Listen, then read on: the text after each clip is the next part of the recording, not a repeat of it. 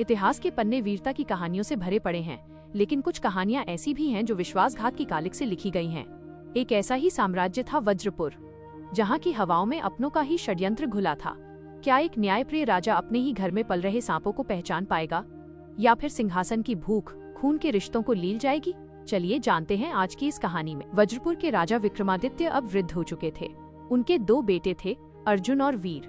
अर्जुन जो शास्त्रों और मर्यादा का प्रतीक था, और वीर जिसकी आंखों में सिर्फ सत्ता का लालच था। लेकिन वीर अकेला नहीं था, उसके पीछे थी उसकी मां महारानी सुमित्रा की महत्वाकांक्षा। महल के बंद कमरों में एक खौफनाक साजिश रची जा रही थी। तय हुआ कि जब दोनों भाई शिकार के लिए निकलेंगे तो अर्जुन कभी वापस नहीं लौटेगा। इस साजिश का हिस्सा राज्य का रक्षक सेनापति जोरावर भी था। सत्ता का लालच इंसान को अंधा कर देता है। वीर ने केवल महल ही नहीं बल्कि आम जनता के बीच भी आग लगानी शुरू कर दी। भ्रष्ट व्यापारी रत्नपाल के साथ मिलकर उसने राज्य का अनाज छिपा दिया। प्रजा भूखी मरने लगी और महल के बाहर विद्रोह के स्वर गूंजने लगे। वीर का प्लान साफ था, प्रजा को राजा के खिलाफ करो और फिर खुद मसीहा बनकर सामने आओ। लेकिन वो ये भूल गया था कि दीवार के भी कान होते हैं। महल की गुप्तचर काव्या सब कुछ देख रही थी। अगले दिन सूरज की पहली किरण के साथ दोनों भाई जंगल की ओर निकले। जैसे ही वे घने वन के बीच पहुंचे, जोरावर ने इशारा किया। अचानक दर्जनों नकाबपोश हमलावरों ने अर्जुन को घेर लिया।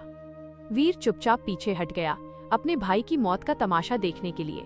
तलवारों की खनखनाहट से जंगल गूंज उठा। अर्जुन अकेला था, लेकिन उसकी रगों में एक सच्चे क्षत्रिय का खून था।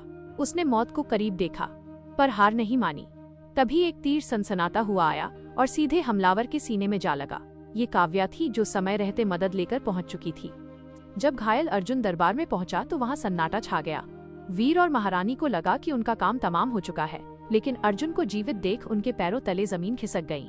अर्जुन ने अपनी तलवार नीचे नहीं रखी, बल्कि सीधे गद्दार जोरावर की गर्दन पर टिकानी चाहिए। सबूतों के साथ जब पूरी सच्चाई राजा के सामने आई तो बूढ़े राजा की आंखों में आंसू थे, दुख के नहीं बल्कि क्रोध के। उन्होंने उसी क्षण वीर और जोरावर को कालकोठरी की सजा सुनाई और महारानी को महल से निष्कासित कर दिया। वज्रपुर में एक नया सवेरा हुआ। अर्जुन का राज्याभिषेक हुआ, लेकिन इस बार मुकुट केवल शक्ति का नहीं बल्कि न्याय का प्रतीक था।